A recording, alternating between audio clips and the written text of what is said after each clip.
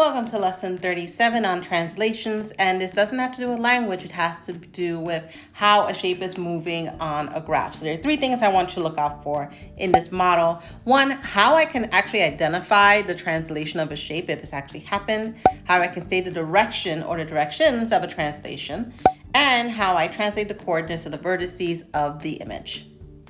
In this lesson, we're going to look at translations, which are kind of like the slides. We're moving figures over, and so we're shifting them. In previous videos, we talked about translations and just talked about the images, again, being congruent.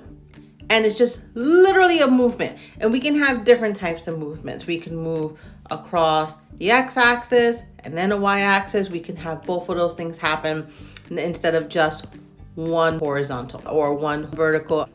So for now, let's look at this one, these images for a second, and we're going to see if the blue figure, which is our new figure, can be a slide of the red figure. So try and imagine in your brain, let's think of this example one. If you were to slide this figure over, would it fit completely over the second figure? So just looking at this one, no, it's too small. If I were to recompose it and just shift all the points over, it would be too small. It would just look like this over my figure. So no, unfortunately, this is not a translation. And not only can I see the figure, but you could even look at the points. So let's look at the corresponding points from here to here. Even if you were to shift it over, and let's shift these over to get from here to here, it wouldn't be in the same position. Like, yes, I can slide this point to this point, but the same thing would not be true of this point. I would have to slide it and then raise it. So this is two different motions for one point and not for the other one.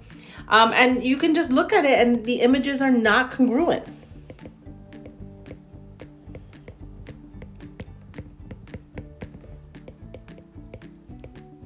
They're similar, but they're not the same size. So that's another piece of evidence that tells me that this is not a translation.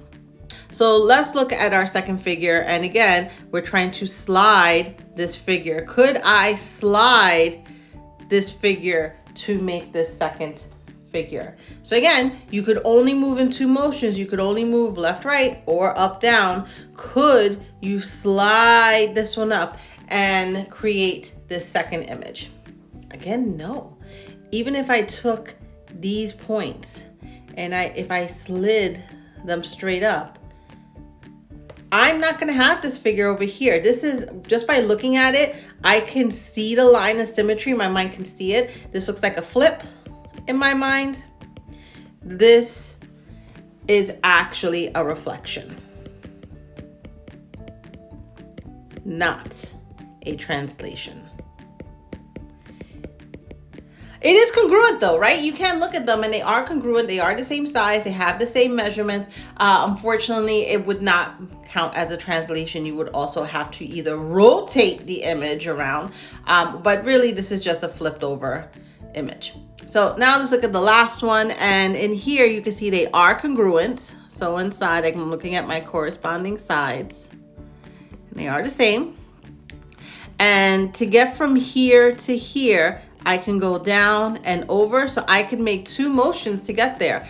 Or I could even move over to here and then down. So I can move an image. So actually I was moving the red ones, right? So I can move this one to the left and up to get to this point. Or I can move up and to the left to get to this point. So that can happen. The same with, let's look at these two parts here and here. I can go up and to the left, or I can move to the left and up. So I can make that slide. It can happen using only vertical and horizontal shifts. So yes, this represents a translation. And it's because I can make that happen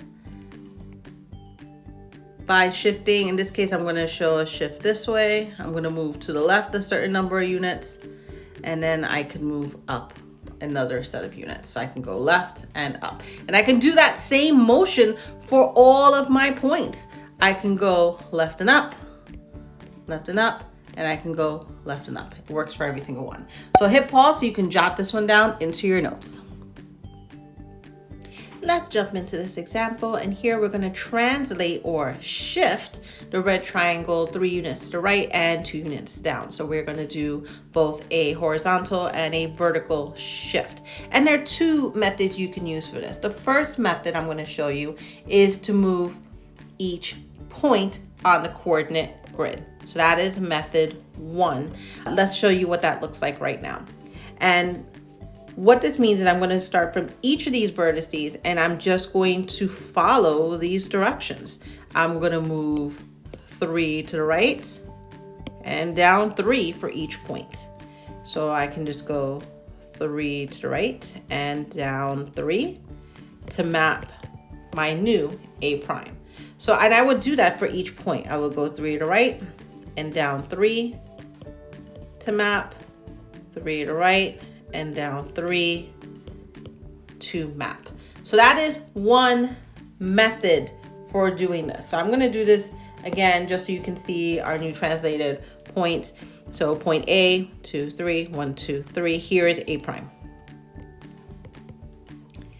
And you can see with method 1, I'm just going to call it map on grid. All I did was move 3 and then down 3 to get my new points. So I went from A, which was at -2, 1, and I shifted it over 3 down 3 to A prime, which is at now +1, -2. So that's one method, and you can see how for a lot of kids this makes sense. Move over 3 and down 3 and then just map it. So that's a great graphic way to do it. However, not all your problems are going to be with an actual visual like this, within a coordinate grid. So I want to also show you method 2.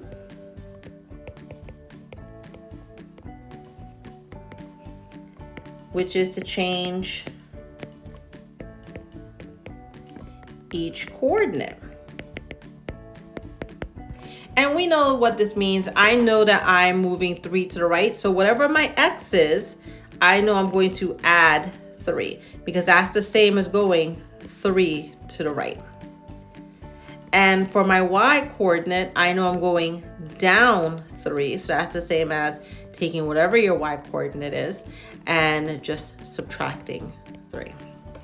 So this is kind of the change that you would see. And a lot of kids can do this with mental math. So watch how I can do it with point B. Point B is at 2, 5.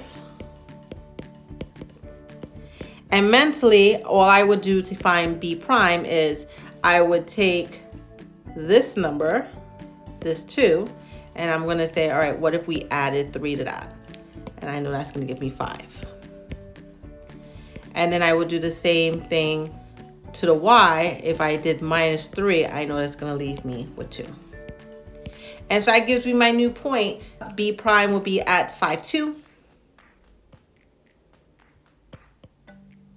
And so that's another method. And you can see they both work. You can either do this math part, which is really great if you do not have a coordinate grid. Very helpful if you don't have a coordinate grid. But if you do, I see a lot of kids literally just making the movement 1, 2, 3, 1, 2, 3 to map the last one, to map their new points. And now I'll just do my third point. Again, doesn't really matter which method you want to do. You can use the one that works best for you. I'm actually just going to shift this 3 times. So I know C is at 1, +2. So I'm just going to move it 3 to the right, and that's going to leave me at 1, 2, 3. It's going to leave me at 4 and down 3. 1, 2, 3. Here's C. Here's C prime. And now I'm just going to connect all the points. And you can see it, even though it just looks like I took this and just slid it down diagonally, that's the way it looks. But we know that there were really 2 motions here. There was a horizontal and a vertical shift for each of these. So hit pause so you can jot this down into your notes. And again, you can use either method that you can map on the grid, or you can change each of the coordinates on paper. Both strategies will help you. So that's it for today's lesson, Math Marvel. Let's get into some practice for the rest of this lesson, and I will see you in the next one. Take care.